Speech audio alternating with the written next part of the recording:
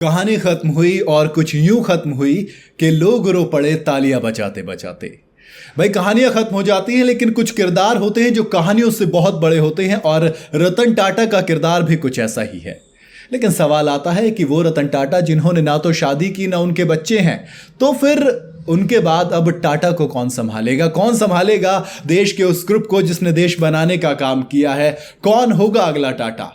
ना शादी ना बच्चे, क्योंकि रतन टाटा एक ऐसा किरदार जो कि हमेशा जिंदा रहेगा, जिसके बारे में कहा जाता है कि 100 साल नहीं जिए लेकिन काम ऐसा कर गए हैं अपनी 86 साल की जिंदगी में कि दोस्त हमेशा हजारों साल उन्हें याद किया जाएगा।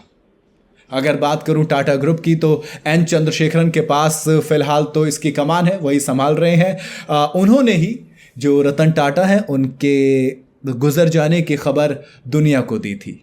भाई जब वो दुनिया से गए तो बहुत से लोगों को, आई शुड से सभी को अफसोस है थोड़ा सा, क्योंकि एक शख्स जो एक्चुअल में इंडिया का रतन था, वो रतन जो वाकई में हिंदुस्तान की टॉप क्लास था, टॉप क्वालिटी का था, वो कौन होगा?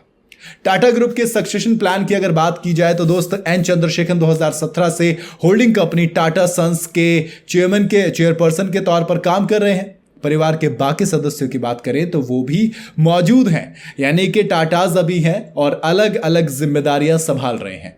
तो हम 4 लोगों की बात करेंगे जो कि रतन नवल टाटा की जिम्मेदारी ले सकते हैं। नोएल टाटा पहला नाम है।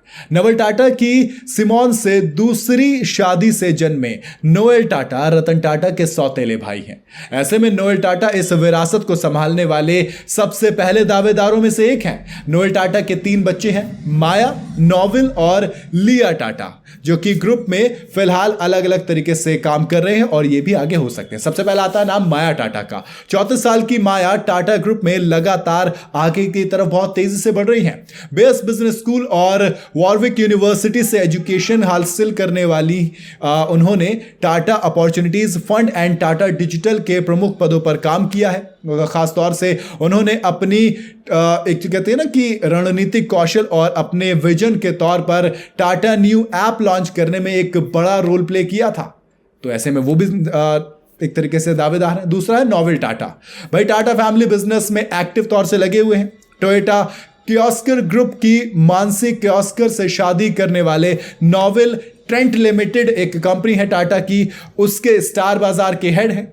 अगला नाम आता है लियो टाटा का। 39 साल के लियो टाटा टाटा ग्रुप के हॉस्पिटैलिटी सेक्टर में अपनी छाप छोड़ रहे हैं। स्पेन के IE बिजनेस स्कूल से पढ़ी लियो टाटा ने ताज होटल, रिसोर्ट और पैलेसेस में एक बड़े और इंपॉर्टेंट पदों पर काम किया है। मौजूदा वक्त में हॉस्पिटैलिटी इंडस्ट्री में ग्रुप की मौजूदगी को बढ़ाते हुए इंडियन होटल कंपनी को वो संभाल रही हैं। $400 बिलियन का एम्पायर है। तो ऐसे में से इन 4 में से कौन दावेदार होगा, ये एक बड़ा सवाल तो रहेगा। 2024 तक टाटा ग्रुप की तमाम कंपनियों की जो कंबाइंड मार्केट वैल्यू है $400 बिलियन, यानी करीब 35 लाख करोड़ रुपए के आसपास है। मौजूदा वक्त में कंपनी की 29 कंपनियां शेयर बाजार में लिस्टेड है। ग्रुप में सबसे बड़ी कंपनी TCS यानी कि टाटा कंसल्टेंसी सर्विसेज है। टाटा कंपनी का मार्केट कैप 9 अक्टूबर 2024 तक 15,38,000 करोड़ रुपए के आसपास है। इस लिहाज से देश की दूसरी सबसे बड़ी कंपनी और देश की सबसे बड़ी IT कंपनी है। रतन टाटा की लीडरशिप में ही TCS में सबसे ज्यादा ग्रोथ देखने को मिली और इन्फोसिस और